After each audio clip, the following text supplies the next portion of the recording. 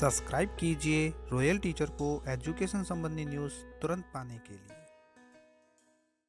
जी हाँ साथियों, सबकी बड़ी खबर की बात करें तो दोस्तों शिक्षा विभाग में 0 से 10 नामांकन वाले विद्यालयों पर गाज गिर सकती है। जी हाँ दोस्तों, इसके संबंध में सूचना भी मांग ली गई है, जिस विद्यालय में भी या जिन जिन विद्यालयों में 0 से यानी 0 से 10 तक नामांकन है उनके संबंध में सूचना मांगी गई है और उनके नजदीकी विद्यालय कौन सा लगता है उसके संबंध में भी सूचना चाहिए गई है। अर्थात हो सकता है कि 0 से 10 नामांकन के बीच में जो विद्यालय है यानी जिनका नामांकन 0 से 10 है वो मर्ज हो सकती है। इसके संबंध में कार्यालय निदेशक प्रारंभिक शिक्षा राजस्थान बीकानेर की ओर से एक आदेश जारी किया गया है, जिसमें बताया गया है कि 0 से 10 नामांकन वाले जो भी राज्य के प्राथमिक विद्यालय है और उच्च प्राथमिक विद्यालय है उनके संबंध में सूचना मांगी गई है। यहाँ पे ये बताया गया है कि जिन जिन विद्यालयों में यानी ये लेटर जो लिखा गया है वो जिला शिक्षा अधिकारी मुख्यालय प्रारंभिक शिक्षा समस्त को लिखा गया है और उनके संबंध में बताया गया है कि 18/5/2025 के अनुसार आपके जिले में अगर 0 से 10 या उससे कम नामांकन वाले विद्यालय है तो उन विद्यालयों की सूची एवं निर्धारित प्रारूप में आपको भेजनी है। ये सूची उनको प्रेषित की जा रही है, उनको निर्देशित भी किया गया है कि पत्र के साथ जो दिशा निर्देश दिए गए हैं उनका भलीभांति अध्ययन कर सूचना निर्धारित तिथि को विज्ञ कार्मिक के साथ इस कार्यालय में व्यक्तिगत प्रस्तुत होकर है वो उपलब्ध कराएं। यह भी निर्देशित किया जाता है कि आपके कार्यालय में जो विज्ञ कार्मिक उनकी सहायता भेजे जाने वाले जो कार्मिक है दोनों कार्यालय के स्थायी कार्मिक ही होंगे। उन दोनों कार्मिकों के पास आपके कार्यालय द्वारा जारी पहचान पत्र होना भी आवश्यक है, जिसमें उनका पदस्थापन स्थान एवं नवीनतम तस्वीर होना आवश्यक है। उनके स्थान पर यदि अन्य कार्यालय या अन्य विद्यालयों के कार्मिक को भेजा गया तो आपके विरुद्ध अनुशासनात्मक कार्रवाई प्रारंभ की जाएगी। यानी ये तो उनके लिए है, यानी जिला शिक्षा अधिकारी मुख्यालय प्रारंभिक शिक्षा के लिए है कि उनको है वो सूचना प्रेषित की गई है निर्धारित प्रारूप में। जो 0 से 10 नामांकन वाले राज्य के प्राथमिक उच्च प्राथमिक विद्यालय है उनके संबंध में सूचना चाहिए गई है। तो हो सकता है कि इन विद्यालय में के ऊपर गाज गिरे, अर्थात ये कह सकते हैं कि 0 से 10 नामांकन वाले विद्यालय है वो नजदीकी विद्यालय में मर्ज हो सकते हैं।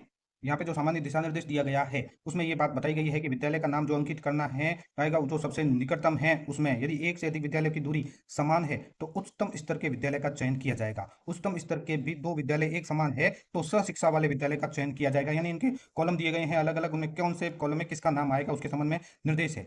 तो 17 से 26 में कहीं पर भी संस्कृत शिक्षा के विद्यालय, महात्मा गांधी राजकीय विद्यालय, आवासीय विद्यालय, निजी विद्यालयों की प्रविष्टि नहीं की जाएगी। यानी इन कॉलम में मर्ज के स्थान पर यानी नजदीकी विद्यालय कौन सा है जो सूचना चाहिए गई है उसमें संस्कृत शिक्षा के, महात्मा गांधी विद्यालय, आवासीय विद्यालय, निजी विद्यालयों की सूचना है वो प्रविष्ट नहीं करनी है, यानी इनमें है वो मर्ज नहीं किया जाएगा। और यह भी ध्यान रखना है कि प्राथमिक विद्यालय कॉलम संख्या 8 में है तो नजदीकी विद्यालय में प्राथमिक उच्च माध्यमिक विद्यालय का विवरण अंकित किया जाएगा। परंतु यदि कॉलम संख्या 8 में उच्च प्राथमिक विद्यालय अंकित है तो नजदीकी विद्यालय के कॉलम संख्या उच्च प्राथमिक विद्यालय का ही विवरण आएगा। इसके संबंध में कुछ एग्जाम्पल भी दिए गए हैं जो आप सभी को समझने आवश्यक है। अगर आपके भी पीओ क्षेत्र में कोई विद्यालय ऐसा है जिसका 0 से 10 पे के बीच नामांकन है तो आपसे सूचना चाहिए जा सकती है जिला शिक्षा अधिकारी के मार्फत। तो आप किस तरह से भेजेंगे, देखिए कि एग्जाम्पल 1 कोई विद्यालय है, जैसे ए विद्यालय है जीपीएस जिसका एनरोलमेंट 0 से 10 है, उससे 3 किलोमीटर आगे बी विद्यालय है चाहे वो जी यूपीएस है या जीएसएस है जिसका एनरोलमेंट 10 से ज्यादा है, उससे आगे 2 किलोमीटर सी विद्यालय है जिसका भी एनरोलमेंट है वो 10 से ज्यादा है। तो ऐसी स्थिति में आपको क्या करना है, चूंकि बी विद्यालय सबसे नजदीक है, निकटतम है, उसका नामांकन भी 10 से अधिक है, इसलिए कॉलम संख्या 21 में बी विद्यालय आएगा। यानी नजदीकी विद्यालय कौन सा है तो उसका चुनाव है वो बी विद्यालय में किया जाएगा। तो एग्जाम्पल 2 भी समझ लेते हैं कि ए विद्यालय जिसका एनरोलमेंट 0 से 10 है, उसे 3 किलोमीटर आगे जीपीएस या जीयू पे जो भी विद्यालय है उसका भी एनरोलमेंट 0 से 10 के बीच में ही है, लेकिन 2 किलोमीटर आगे जिसका विद्यालय सी विद्यालय है जिसका एनरोलमेंट 10 से ज्यादा है तो बी विद्यालय सबसे निकटतम है, परंतु उसका नामांकन 10 या उससे कम है तो बी विद्यालय को छोड़ते हुए सी का विवरण अंकित किया जाएगा।